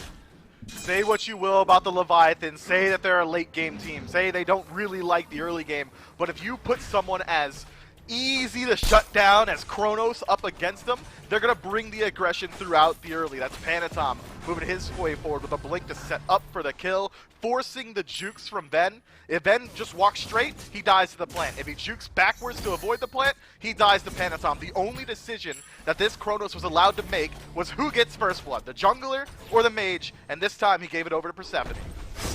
Yeah, say that again. He gave it over to Persephone. We're seeing Persephone now in the hands of Shinto, so an early 2-level lead for Shinto over Venenu. The mid lane feels like a no-fly zone for Ven here probably in the next couple of minutes. He does not have beads. He also does not have ultimate until he takes over to level 5. Granted, that'll happen here the next couple of levels. So if he's able to stay safe, at least he'll have the ultimate there to bail him out. But Mifflin, you wonder then if the mid lane starts to become a bit of a war zone with the way that the first 3 minutes have gone for Ven, already on the back foot a little bit. Haddix playing up the center of the map, Panatom, seeing if maybe he steps forward. That anti-heal from Circuit's ultimate should be enough to push the tide of battle in favor of the Chaos team. I'm surprised to see Panatom dedicating so much time here rather than trying to hover around mid, seeing if maybe he could try and shut down Ven one more time before that ultimate becomes available. Decides it's not worth it, rotates elsewhere. Lasbra goes to the left-hand side of the map. No kills to be found there. Instead, Yarkor has to use the ultimate, and he'll survive. We got him? Death flies out. Yeah, it's on Venenu. Venenu doesn't have his ultimate, and down goes Ven once more. Perfectly played by the Leviathans. The weakness was exposed, and the Leviathans took advantage. 0-2 now on this Kronos out of mid. Miff, we set the stage. The Leviathans did as well, and they came to eat, and Venenu now has fallen twice.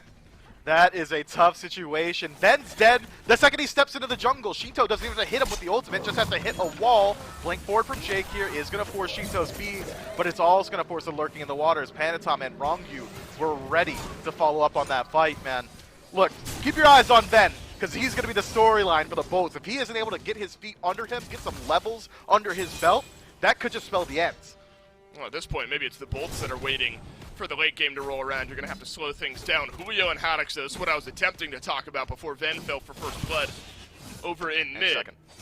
Scanning the map just to make sure that there's no ganks happening as I bring this up again. But what a brawl that is going to be. King Arthur versus Tyr, especially in actual team fights when that begins. I mean, these two gods, I mean, you just mash the keys, man, and you just love to W key on forward. And both of these guys, Haddix and Julio, known for being great at that. Yeah, keep your eyes on Julio as well. If he's able to rotate into a team fight up against the Kronos who's behind, it's Julio's job to shut down the mage in the team fight anyway, only made easier off of some early plays that the Leviathans made in the center of the map. But I think you're right to highlight Haddix. This is a pick that he saw a lot of success on in the SEC, known for his tier play. And now, trying to make it happen, blinks forward, misses the Fearless. Looks like the Bolts knew that Panatom was there. You're right, no Fearless to connect onto Panatom. They were maybe looking at the Scorpion, but instead, not to be. Barracuda back on the Apollo this game. Yarkor back on the Heimdall this game. Both Hunters found their way into the late game, but Yarkor was the one who was cleaving serious auto attack damage. By the end of it there, I mean, he built crit, if I'm remembering correctly, pretty heavy into crit Yarkor did. Had that massive gold spike that he spent on the power pots, and he was just decimating health bars later on into that game. You know, there's similar kind of scaling feeling it kind of feels like with this Heimdall. If you can get him online, get those items in the back pocket, very difficult to outduel. Those auto attacks chunk. They absolutely do, especially with the crit tree. If he does elect to pick up Deathbringer again, that third auto attack could be swinging upwards of 1,000 up against Barracuda. That's what really swung the fight in his favor in game one. It is pretty good. Panatom blinks in. Haddix up and over with the ultimate reaction time on point. Panatom half HP. Lasbra might want a little more, though. Connects with some range damage onto Julio, but spin to win. The Beyblade escapes the return gank there from Lasbra. So already Haddix under a little bit of pressure here. Hasn't quite connected yet. BM. And Venenu's been able to get his feet under him. Still a 2-level differential there. Just wide on the pluck is Jake. Though I do like what I'm seeing out of Jake. The idea and the propensity and the desire to still go in, look for those plucks, and try to set something up. But no one was really in range to even follow up there. Had he even connected with the plug, I mean, Ven maybe throws out a stun from halfway across the map. That's not really feasible. I do like that Jake is trying to get proactive on the map, but doing it around the center really isn't where you want to be. You don't want to fight around your Kronos at level 8, 7 minutes into the game. Head over to the soul lane, head back to duo lane if you're trying to get proactive. Instead, Venenu will join awesome Jake and Haddix here on the Greater Scorpion. So an objective pulled over to the Bolt side of things, realizing that the blue buff is being looked at by Panatom and Julio. And that Fire Giant pit would largely be left open throughout the next couple of minutes. Now it's a blue buff spawning here soon for Haddix. And look at Panatom starting to put pressure over here on the right-hand side. Maybe an attempted invade, but with 4 members of the Bolts here for only 3 answering from the Leviathans. Looks like the Atlantis team won't look for anything more just yet. Wondering if Rongyu will step forward. He will not. And there is no blue buff invade to be had, but Panatom still close by. Jake moves forward. Rongyu with a massive wall keeps the pluck from coming through, and Haddix has to leave as well, and Rongyu will scurry away. We are 8 minutes in, and he's stiff-armed Jake twice already. Shinto now getting aggressed upon, loses on his life. Barracuda picks up the kill off an ultimate in. Right, Venenu needed that. He desperately needed that. Ven was so low there, did not have his ultimate. If he died again, this early game would have been disastrous for the Bolts mid laner. Instead, a full-on team rotation there from Jake and Barracuda to help out their mid laner just a little bit to stay alive. Now it's just a one-level differential there in mid. And that, Mifflin, is something we did not see a lot of, or any of, except for maybe a moment or two there in Game 1, was Barracuda using that mobility, that ultimate, what it became known for in Season 7 during Worlds. Now we're starting to see a little bit more of that. Barracuda flexing those wings a little bit, making an impact in mid. Yeah, but also showing a ton of respect in this lane, isn't he? Look how far back he's playing up against Yarkor. Doesn't want it to happen to him yet again. But you bring up a good point, Dave. We didn't see that aggressive ultimate from Barracuda too often in Game 1. Really, it was around that 20, 30-minute mark that he was starting to use it a little bit more aggressively. But by that point, you're already deep into the muck that the Leviathans love. I think that now he's really started to realize, okay, Ven's struggling a little bit in mid. I need to rotate over. We need to slow down this farm from Shinto. Because even off of one kill, Persephone's still 2 levels up. That's right. It was about a half level now as Venenu will tick his way on over. Maybe a level and a half, depending on how you want to look at it. Venenu stunned down by Rongyu, uses the bead, sidesteps some of the follow-up damage there from Shinto, who absolutely is chunking at the moment. Spear of Deso, power boots on the Persephone, more than enough to get Venenu down to a bit of a nervous threshold. Venenu opting for neither, or for either of the popular starter items that we see the mid laners go for, Mifflin. Instead, right into Tahuti and the power boots on his side, maybe looking for a power spike a little bit earlier. When we have seen Chronos get picked up in the SCC, they usually delay their build, sometimes going for the Sundering Axe for that a little bit of additional burst, or potentially even Death's Embrace if they want to get some sustain from their auto attacks. So I'll be very curious to see how Ven decides to play this. 4-man grouping from the Bolts on the right-hand side only just spots out Julio, but it does at least create the space to pull Pyro. Right, so what's the answer now from the Leviathans? Gold Fury being looked at. This would be Pyro for Gold Fury. This is a trade that the Bolts have been okay with taking in the past, but this is slow burning here, half HP. Barracuda could be looking for a steal. He'll dunk down, but the Leviathans will get the objective, but Barracuda's got the kill. Grasp of Death flies right on by, and Barra wreaking havoc in the backline. Thank God Panatom is able to get that kill for the Leviathans, but the rest of the Bolts are here. Yarkor being melted away. Jake survives. Jake gets the kill. 2 for 1. Pyro for Gold Fury. Dude, Barracuda absolutely strapping on his cape there and doing it all for his team. How often is Apollo able to dunk into 4 people and pick up a kill on the same note? Absolutely crazy play from Barra. Yeah, I'm thinking no chance he goes in, but eggs on my face after that one. Haddix and Julio dueling just a little bit here, but King Arthur and Tyr leave themselves both at about half HP. So you get a bit of a recap there, Mifflin. It's Pyromancer over to the Bolts. They also get 2 kills. Gold Fury over to the Leviathans. You know, that specific moment, I don't know how much of a large difference that makes in the early game here. Maybe somewhat even with the extra kill for the Bolts. But this gold lead has grown to about 2,500, and the Leviathans probably feeling pretty comfortable with it. Yeah, I think Bolts only with their kills are able to turn that into a net gain neutral situation. The Leviathans kind of been keeping up the same amount of lead for the majority of this time. Maybe a slight gold advantage swings their way up and picking up the Fury itself. But the Bolts are doing a much better job of trying to stem that bleeding in the early. They're playing much more proactively rather than letting the Leviathans do whatever they want. As Haddix baited in Julio, Asbra seems to think so. It's the ultimate, or the dash, excuse me, away from Julio to stay alive. He'll keep himself in it. And so Julio will survive for the time being. Lasbra started to poke his head over to the soul lane a couple of times as King Arthur may be starting to get to that threshold between the reinforced greaves and the Stone of Gaia. You're maybe out of straight up 2v1 range if the only reinforced damage you've got is really coming out of Lasbra. It's a pluck in from Jake. Won't result in all that much. Shinto will keep his beads active. Rongyu lurking in behind Venenu though. I'm not sure Ven is going to be poking too far forward ahead. Now Jake has seen them as well, so we kind of do a bit of a carousel here, a topsy-turvy, and the teams will just swap sides and head back to their respective side of the jungle. I believe Rongyu might be putting points into his wall that looked to be a little bit longer, so maybe the freeze is getting thrown by the wayside ever so slightly. Yes, it looks like he is maxing out that wall, 3 points in it already, realizing that he's going to get so much more value from it as a ranged engage tool due to the lack of leaps from the side of Olympus Bolts. That is, again, incredibly intelligent, nuanced play from Rongyu. I am loving watching this Ymir. Myth, when you're telling me you had the lowest KDA of junglers all times in the shut SPL, up, but you're dude. noticing stuff like that? I mean, that is serious. How do you have the lowest KDA of all time in the second jungle? lowest I now. can't believe it. All right, that's Second lowest brutal. now, yes. you gotta salve your ego here after I call you out. Yeah, fair enough. All right, second lowest, but still a good eye there. Roggy trying to min-max as much value as he can out of this Ymir pick. Now, 2 for 2 in this set on Ymir pick, something we might see continue. 2 for 2 on Sobek picks here as well. Jake opting for a little bit extra defense early on, get that extra CC immunity, and gets absorbed right here as Panatom will get plucked up and over. Haddock's in on the follow-up. Panatom under some pressure now, and the reinforcements are just not there. Up and over, and Panatom will dash away. Haddock survives. Wrong, he rotated in as well, and unfortunately for the Bolts, the Leviathans jungler will survive to fight another day.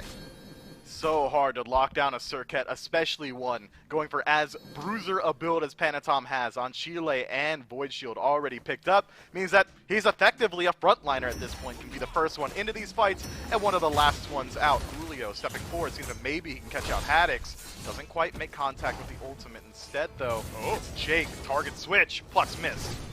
Yeah, maybe looking for the pluck, but if nothing else, got him off and out to the side. Now you're really starting to see how much damage the two soul laners can't do to one another, but I'll hold that thought as Panatom being looked at. Piercing Moonlight connects, but it looks like the Circuit will survive underneath the tier 1 tower. Lasbra Bead stays alive. Wrong, you had the freeze.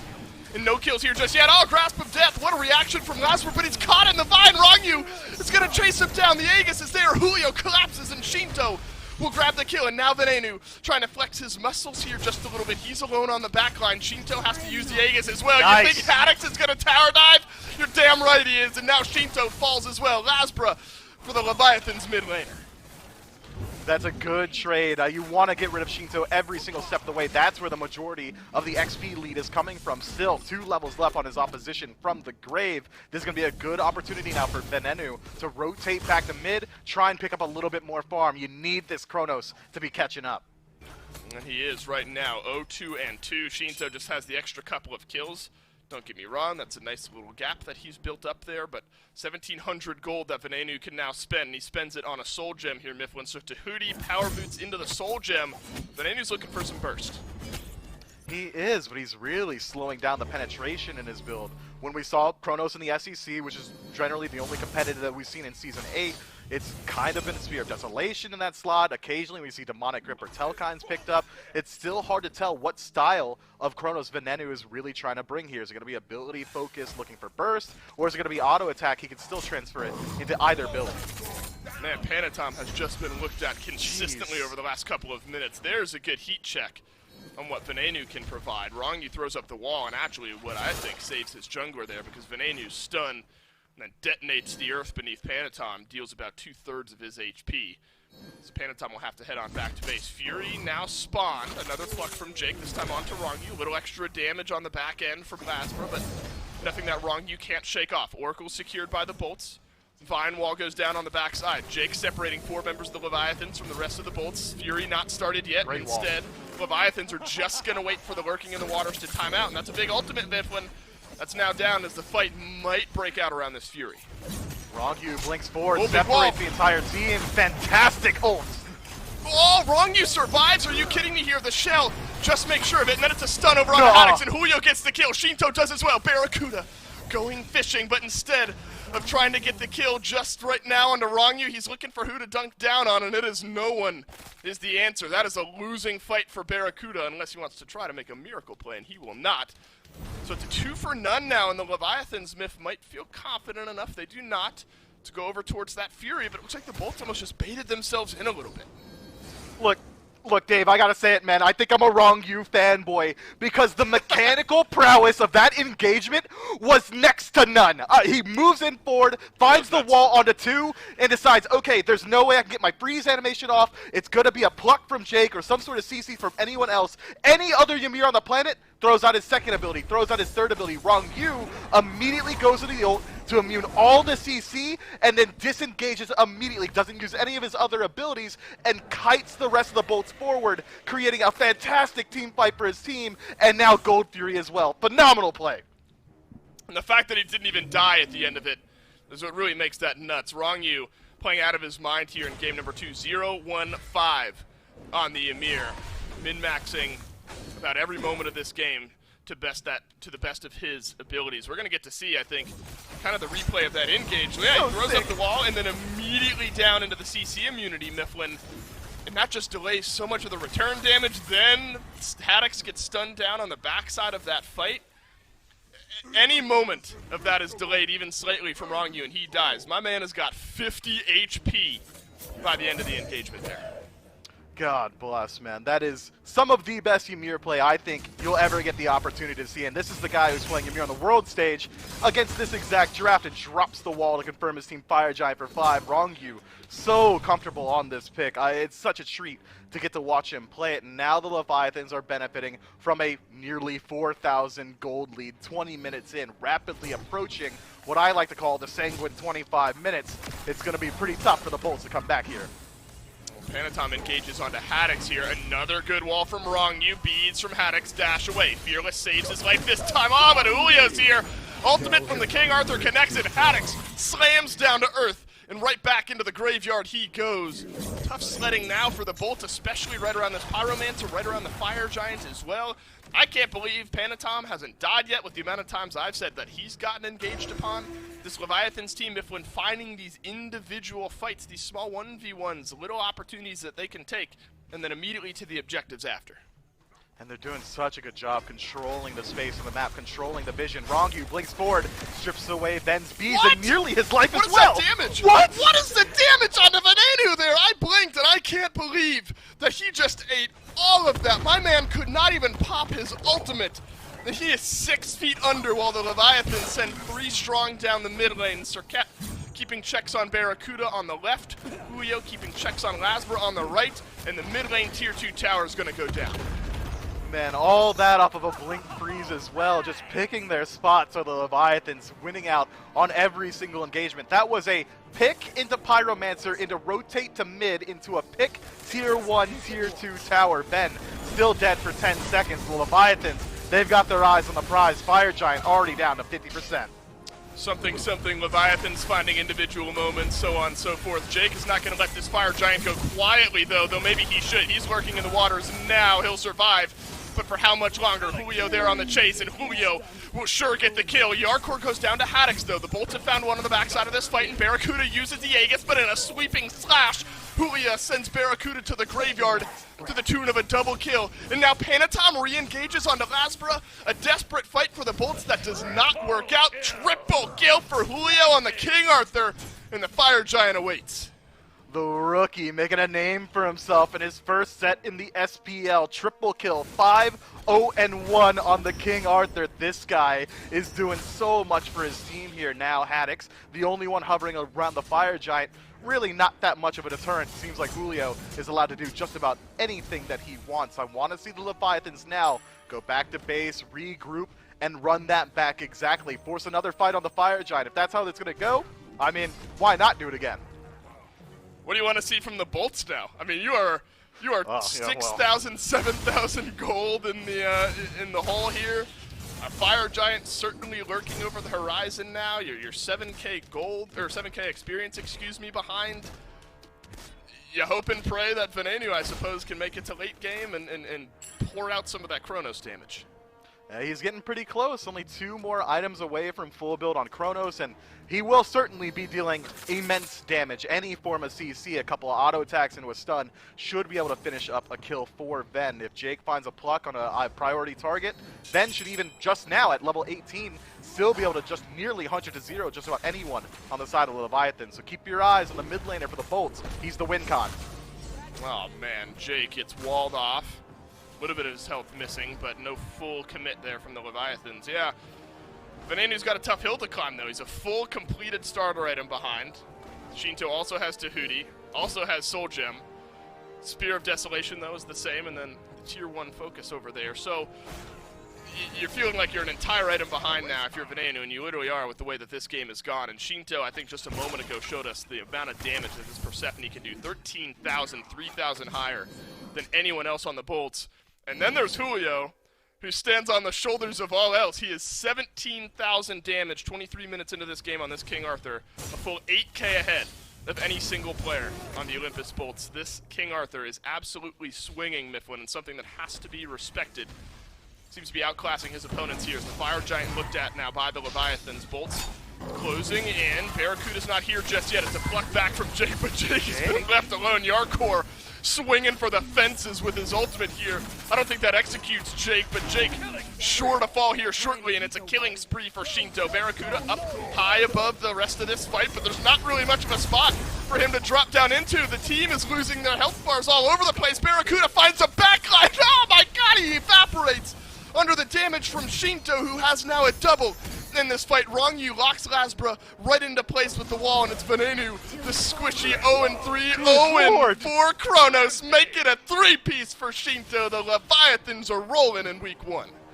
They are doing it so fancy, aren't they? Even in that last team fight, we see Barracuda up in the air. What do the Leviathans do? It's a tight 4-man grouping. Panatom, Shinto, Rongyu, and Yarkor stay together, and they give Barracuda an option.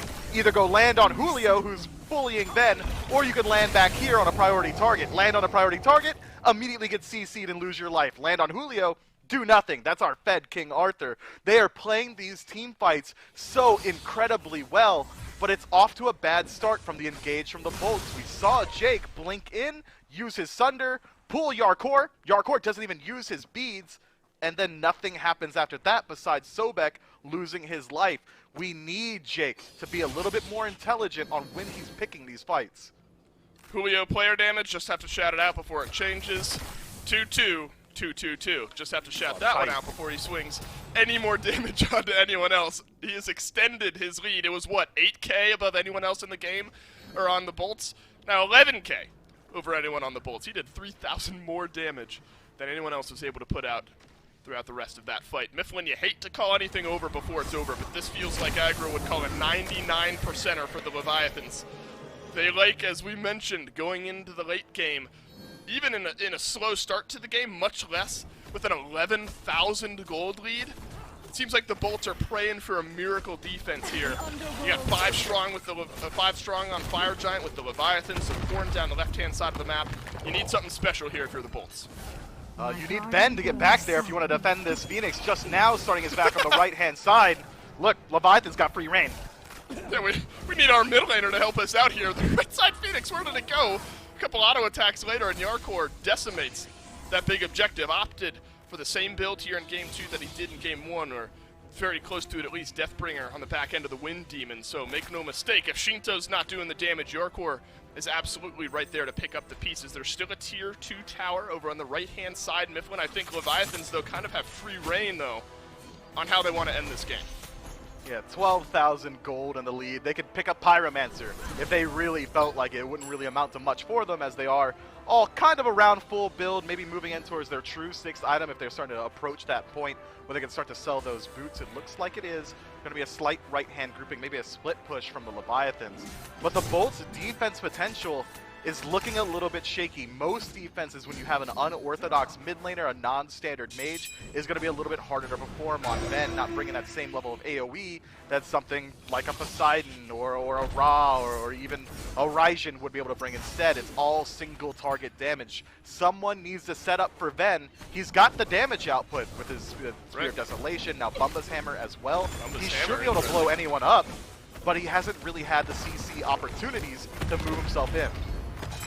Feels like the Leviathans came with something to prove here today. All this talk around this team and how they would grow going into Season 8, and at least from what we've seen in these first 2 games, they're absolutely here to play, and they're here to take it to some very, very strong teams here in Season 8. This game is not over yet, though. Bolts still have a chance to defend under their right side. Phoenix just poking and prodding away, and poking and prodding is all they have to do. Yarkor walks up, sends out an auto, massive chunk out of that Phoenix's health bar. Julio eats a bit of burst there from Venenu, and not much comes of it. Shinto pouring damage out from the backline, piercing Moonlight. This is it for the Bolts. Now's your time to defend, but you're doing it away from your Phoenix. You need that extra bit of help. Lasbra gets taken down now by Panatom. The Leviathans fighting with the numbers advantage. Julio pushed back from the rest of this fight. Barracuda jumped on. Barracuda deleted by Rongyu. Jake, Venenu, you're on the wrong side of things. You got to get back to base. Haddix has gone back to the fountain here, and it feels like the Titan may soon crumble here, Mifflin. Venenu's going to do his best to peel out for himself. There's some burst, but it's not nearly enough. It seems like the Leviathans are going to take game 2. Haddix and Jake still draw breath, but they're not stepping No up. way. The Titan's burning fast. The Titan is absolutely melting. No chance for the Bolts. The Leviathans come out swinging in their first set of the year. You're just going to pad the stats a little bit with a kill onto Haddix, but the Titan will go down nonetheless. This one ends just shy of 29 minutes. The Leviathans take the set 2-0. Yeah, let that be a notice to the rest of the SPL. Keep your eyes on a spigot. You gotta make sure you're watching the Leviathans, man. I was admittedly thinking they might have a slower start to the season, trying to really get that Sanguine style rolling for them. No, sir. These guys came out throwing haymakers, and they look so convincing in this set. What was your take on Julio there? I imagine you have an okay answer for this one. Julio, newcomer to the SPL, how you feeling about his performance in his first set? I'd say he fits in, man. My man's looking pretty comfortable over here. How many people could say in their first set of the SPL they dropped a triple kill up against a veteran team like the likes of the Renegades or the Olympus Bolts, if you would, especially when they've got veteran leaders like Barracuda on their squad. Julio, he's going to only be proud of himself. Absolutely, and there's apparently still room to grow for this team. Leviathans look fantastic scary. in their first set of the year. 2-0 over the Bolts. That's it for the first day in the SPL. Mifflin and I are done. We'll take a break. The desk will end the day after that.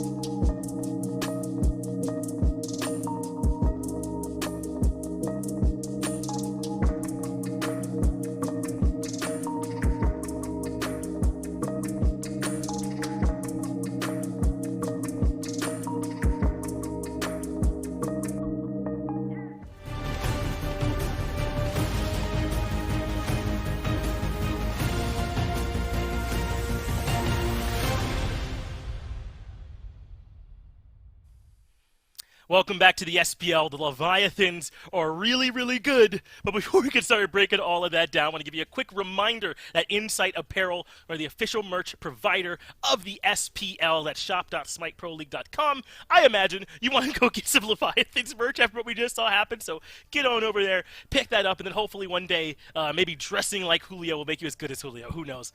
We'd love to see that happen. Now, I still have Gore with me, and Gore, I mean, there's a lot of stuff that you can point to as the reason why Leviathans had a good game, but for my money, it's got to be the front line. Rongyu and Yarkor were animals in this game, and I know Shinto's KDA was nuts, but he should be on bended knee thanking his front line for making it so easy.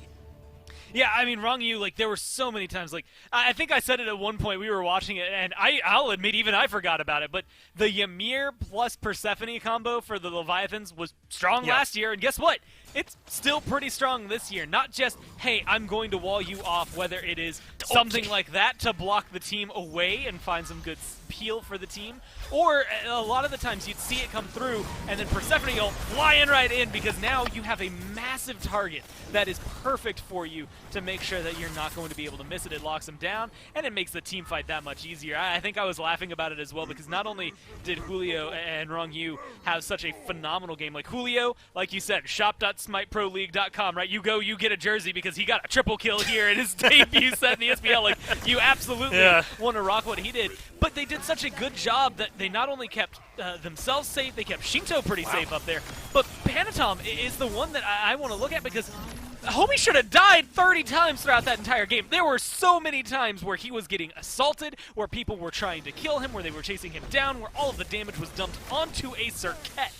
And yet, he walked out alive. It was phenomenal to watch from him. Rongyu just kind of shrugs. Look, if you go back and watch that game, watch his player cam, because he's laughing. He was having a fun time.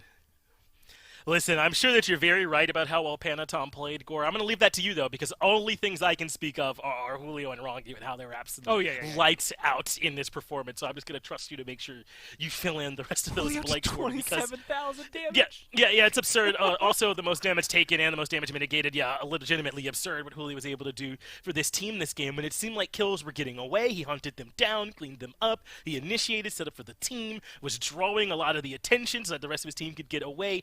An absolute monster performance for him. And I think we owe ourselves a bit to talk about some of what the Olympus Bolts could have maybe done a bit better. I was very surprised they kept waiting to the 9th pick to get Lazarus pick, and it was the Tsukiyomi both times. And certainly some question marks about locking in that Chrono score. Any kind of diagnosis here for the Bolts on the back of that? Don't do the Chronos. That one didn't work out very well. I think there's actually a lot of opportunities. I don't know what their schedule is, who they play next. I think they play the Scarabs tomorrow, actually, if I remember correctly. And so, like, that's something. I think that matchup is maybe easier for either trying things out, pulling things in, like a Chronos. But look, the Leviathans, that was just a different feeling, right? And this feels. I'm looking back to last year, right? It took 3 weeks, first off, before we even got into a 3-game set. But throughout the duration of all that, everyone was surprised because who was winning the most?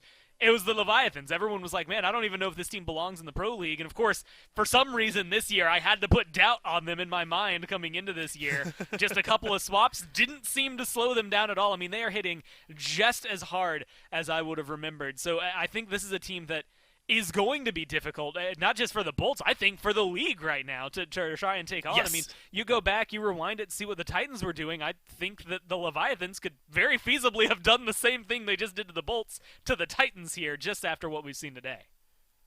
Yeah, and Mifflin talked about it. I think that this is a team that you can't just look at as being a late-game threat. If there are opportunities in the early game, they'll absolutely take them. So they're not asleep at the wheel in that point, but I think they do have a focus on the late game. But don't worry, there is plenty more of this type of action coming up. SEC starts tomorrow at 11 a.m. That goes right into the Pro League starting at 1. So we thank you all so much for watching. On whichever platform you're getting it done, make sure you're back here for more SPL tomorrow.